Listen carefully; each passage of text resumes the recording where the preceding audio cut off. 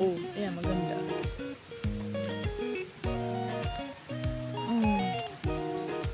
Sarap. Ito yung tamang-tama. Dalawang matamis. Pag ganito na yung kulay, di mo na ito malalamon. Wala, sira na. Dito ako ngayon sa labas. Nagmumukbang ako ng kakao. Matamis siya. Sobra.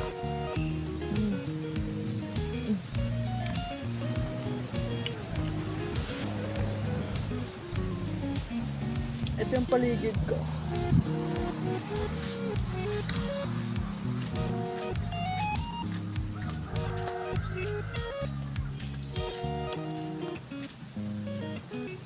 Green.